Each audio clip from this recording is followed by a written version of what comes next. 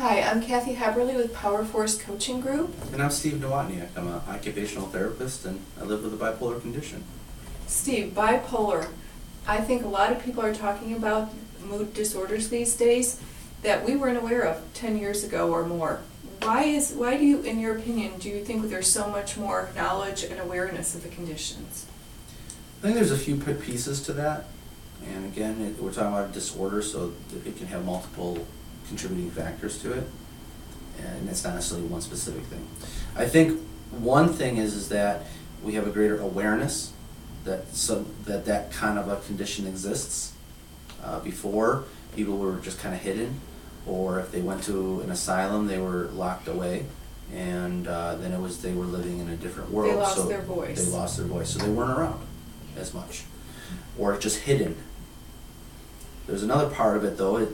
All that stuff really has a lot to do with the stress response, and there's the acute stress response, which has to do with the bears attacking the village, and oh my gosh, we got to do something and address this immediate need, right?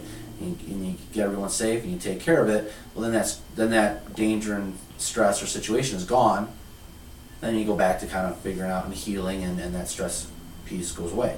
Well, a lot of what we have with our culture maintains that stress response because our body doesn't know if it's a physical threat or a mental threat.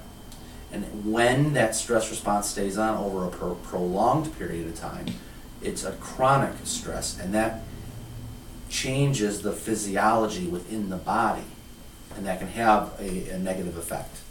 And so I would suggest that maybe our culture is a little bit more stressful with the volume of information that we process, the fact that we're very much go, and we're not always conscious of the need and value and importance of taking downtime and recharging.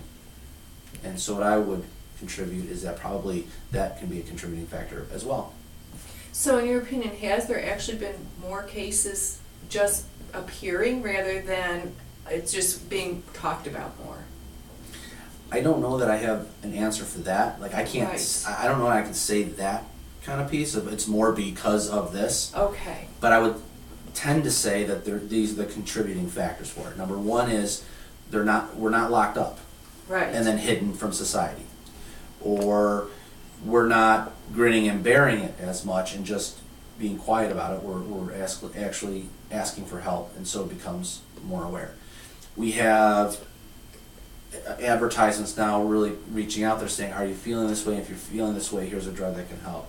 So there's a lot more public awareness put out there. There's also people who are sharing that they have it, like Catherine Zeta-Jones. And so there's that part of the awareness piece. And I would also suggest that depending on what our stress levels are, stress is a trigger factor, stress is a contributing factor to having those conditions show up. And how long we're in that state of stress consistently can affect whether or not we experience them. That makes a lot of sense. Thank you, Steve. You're welcome.